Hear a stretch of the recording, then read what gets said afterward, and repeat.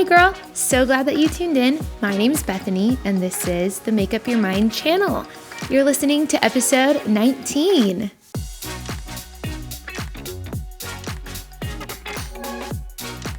Whether you're actually putting on your makeup, maybe you're getting ready for work or school, maybe you're in the coffee drive-thru getting a coffee and getting ready for the day. Wherever life finds you today, I hope that you remember that there are people that are for you, that are cheering you on to succeed. Today, I hope that I get to be one of those people standing as a cheerleader on the sideline of your life, reminding you to make up your mind all day long about the small things that add up to huge things later on. Girl, it has been a couple of weeks since we've had a new episode on the channel. I don't know if you knew that, but I'm really excited to get a new series started as we are now in a new year. We're going to be talking all January and part of February about identity. And I am so excited because I have several guests that are going to be coming on the channel as well. This is so exciting. So you won't want to miss an episode. This week's episode is going to be called The Comparison Trap. So let's just get to it. Okay, so it has been 2 whole weeks. I can't even believe it. It's been 2 weeks since we put out an episode. And to be honest, it's been a little bit rough on me on the inside because I felt really bad that I didn't get out information to let you guys know that there wasn't going to be any episodes. This all happened kind of really fast. I had some changes in my life, which I'm going to tell you about if that's okay, because we're friends and that's what friends do. We talk about our lives. So the quick update from me is that in November, my husband Dionis got a new job, youth pastoring, which is super exciting, as well as I got a new job starting January that I just started. And in the middle of all of that, as well as everything going on with the holidays, we decided to move. We decided to move cities so that we could be closer to the church that we're now working at. So it was fairly chaotic, if I could think of the best word. It was pretty chaotic there for a little bit, and I just didn't have the mental capacity as well as the physical capacity to put in effort towards the channel, and I felt horrible, you guys.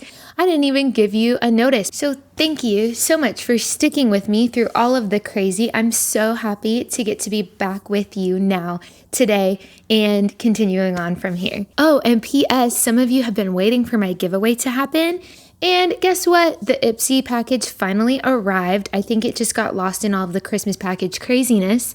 So if you don't follow my Instagram, you should probably jump on there so that you can have the opportunity to win a pouch with, I think it's 6 different makeup samples that I've hand selected for you. So make sure you follow my Instagram, Make Up Your Mind Movement, and I will attach that link to the show notes. Well, girl, welcome to 2021.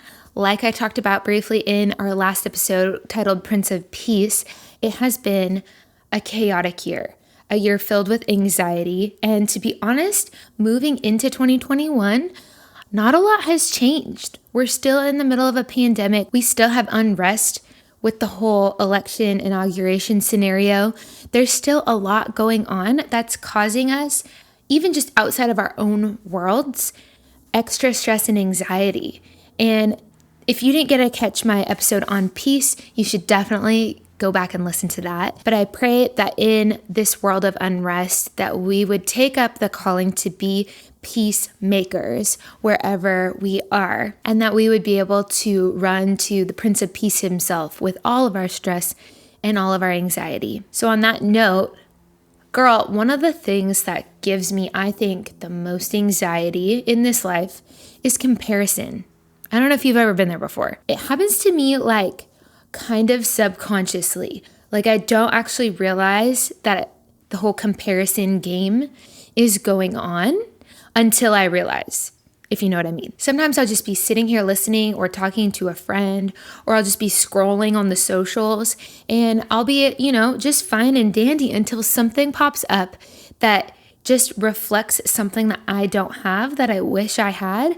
And suddenly it's like I switch into this comparison game where I'm comparing my life to someone else's. And honestly, growing up now on social media, I've had it for probably the majority of my life now, as well as you guys have had it probably your whole lives. It happens so naturally that we just flip right into that comparison thing. It's like we're scrolling and we're like, man, why does she have the best outfits? Like, oh man, she looks really good. I wish that my body was as attractive as hers, or what I think is attractive. Or it could be like, man, I could never pull that off, but I really wish I could. Or even like, man, how does she have a boyfriend and I don't? Or I wish I could be as smart as she is. Look at the college that she got into. Or even like, man, I wish my family was as happy as their family looks. And you guys, it doesn't even change as you get older. I am quickly approaching 32, and I can tell you some of the actual thoughts that I've had. And this isn't, to just like throw all my junk out there, but like, you guys, I just want to let you know, like, this still happens. It's still a thing, and it's still a battle that we're going to fight even as we get older. The ugly truth of like some of the thoughts I've had is, what the heck? How did they get a house? How did they afford that? Or what the heck? She has 3 babies and I have no babies. Like, should I have babies? Or should I have a house? Or how did they get to go on that fun vacation? I want to go on a fun vacation.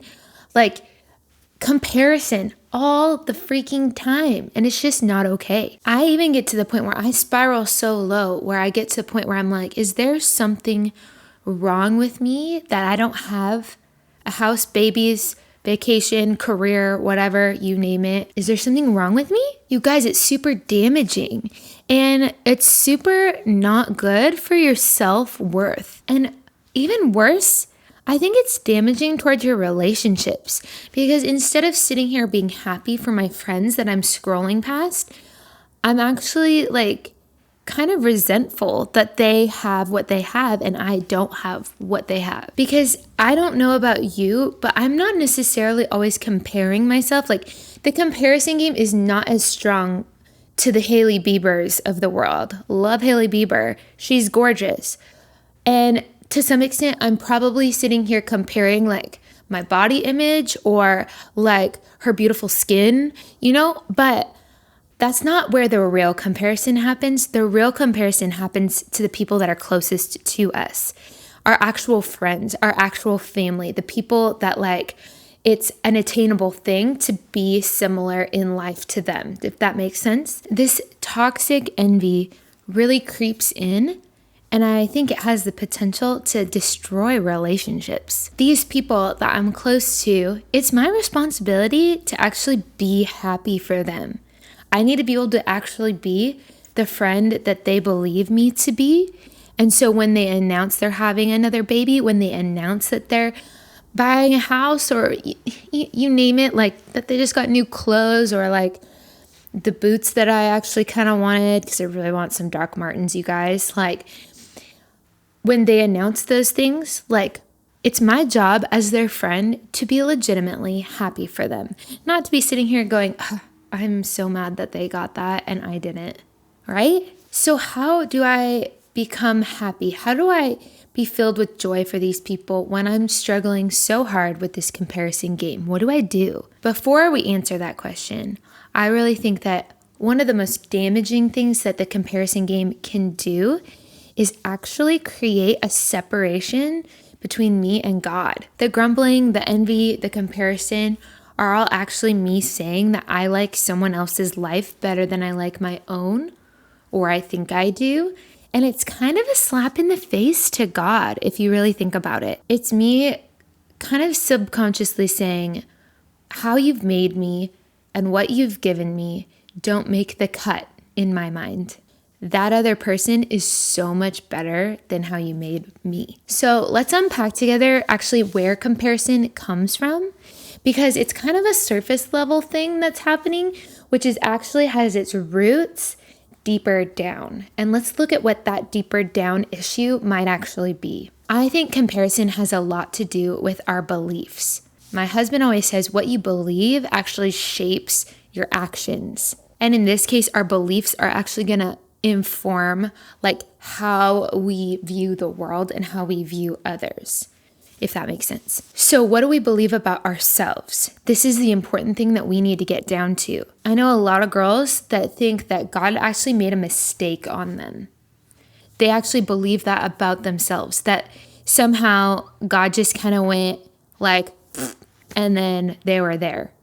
Or like that they were a mistake in general, like that their parents didn't really want them. And so their whole being here on this planet is somehow a mistake. Some girls think that like God didn't like do his best work on them. Like he was just kind of like, yeah, that's good enough, and that he didn't actually take the time to form them and make them, their personality, their thoughts, everything about them, that he didn't actually take the time to make them exactly how he wanted them. They don't believe that about themselves. So when we sit here and we go, I don't look like that person on social media, I'm not as pretty, I'm not as skinny, I'm not as accomplished, I don't have the career that she has, I don't have the grades that she has, whatever it is. When we're sitting here comparing ourselves, it's actually us saying that, God, you created me with a deficit. You didn't finish me. Everything isn't here. Like it's not all available to me. And somehow I actually don't measure up. So why do we think that? Why do we think that there's this invisible standard that we have to measure up to? I think that the bottom line for all of this is that most of us are wandering around in this world not sure who we were made to be or why we were made. So because of that, we look around and we compare ourselves to other people to see if I can be kind of like her, then I must be doing okay. Because we actually have this deep hole in our hearts of not knowing who we are.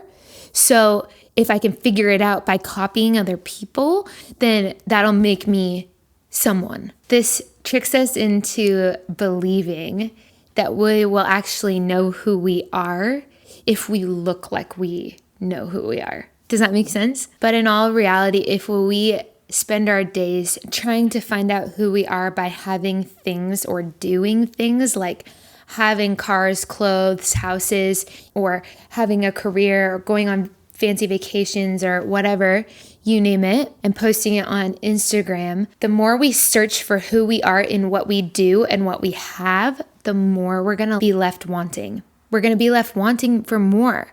We're going to be left not knowing who we are and still having massive question marks. And you guys, I know this because I get trapped in this cycle all the time. So what is it that we're actually searching for? What is actually going to tell us who we are? I think we're searching for acceptance and we're searching for someone to tell us who we are.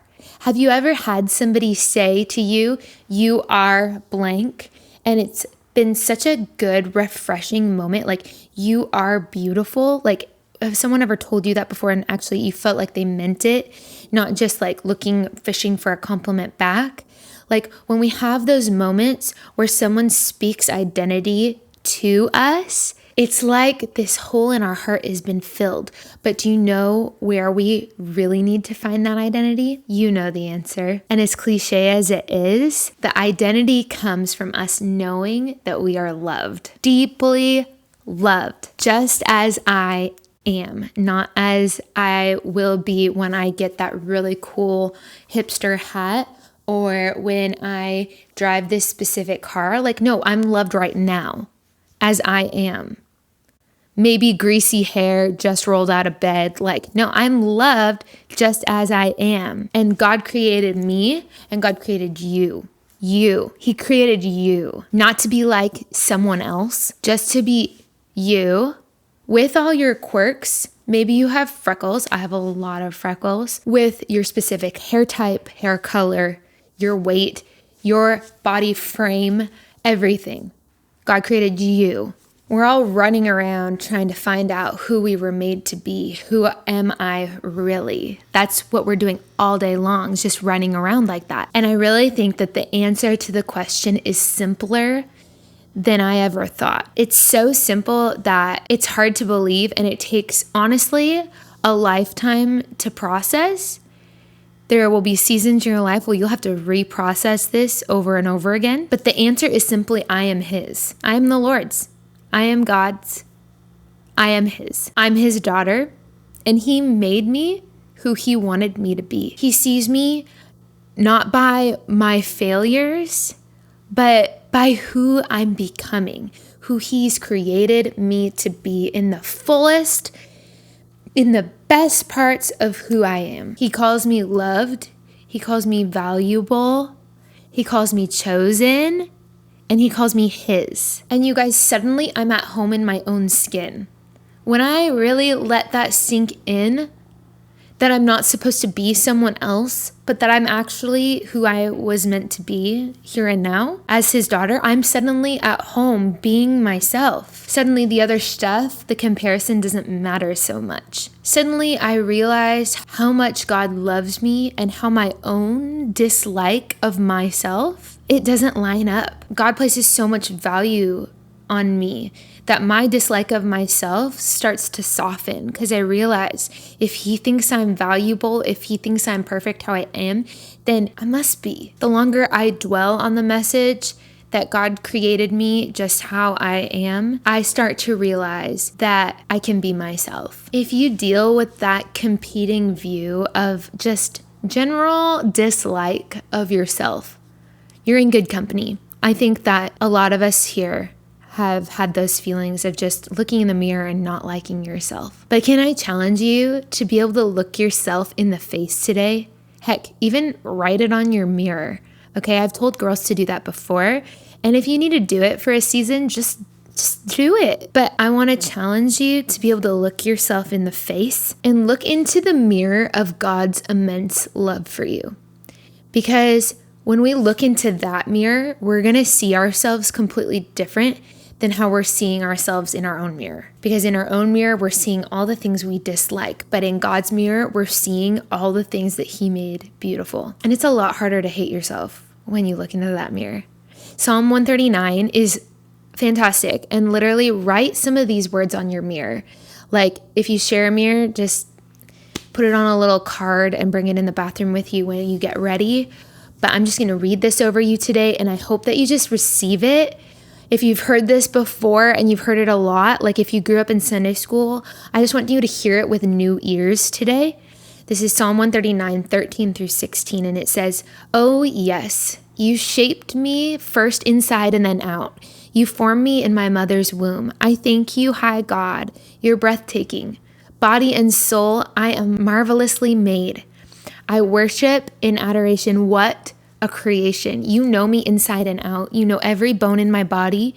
You know exactly how I was made bit by bit, how I was sculpted from nothing into something. Like an open book, you watched me grow from conception to birth. All of the stages of my life were spread out before you. The days of my life prepared before I'd even lived one day." How amazing is that? Literally that whole psalm. It's so good. Just go read it. My favorite is in the Message, but any translation is great. Later in that chapter, it says that God's thoughts about me outnumber the grains of sand on the seashore. That is ridiculous. I don't even know if I've had that many thoughts about me. Girl, today, let's just walk through the day and remember that our self-worth and our identity is found in the fact that we are His. Let the comparison game fall away and just rest in that truth today. Let it free you from that comparison today, tomorrow, and for always. Amen. Girl, it was so good to be back with you today. So good. I'm just going to give you a warning. Next week's episode is going to be a little bit longer than usual because we have a guest with us on the channel, and those interview style episodes always get a little bit long. So give yourself a little bit of extra time to listen to it, but you're going to want to listen because my friend Brooke, she is a youth pastor at True Grace Assembly, and I'm telling you what, she is amazing. She is a firecracker, and she's going to be talking with us about identity versus talent. And it's going to be a great episode. You won't want to miss it. Be sure to subscribe wherever you listen, IGTV, YouTube, any of the places, any of the podcast platforms, be sure to subscribe and please give me some reviews, because the more reviews I have, the more people like you are going to find this channel and get to be encouraged and have community through this. Also, feel free to share this episode with somebody that you know that is maybe struggling with some identity issues. Let's do this journey together as friends. Am I right? As always, you are loved, you are seen, you are valuable. And let's remember today that we are His. Amen. Girl, it was so glad to see you. I will catch you next week. We'll see you then.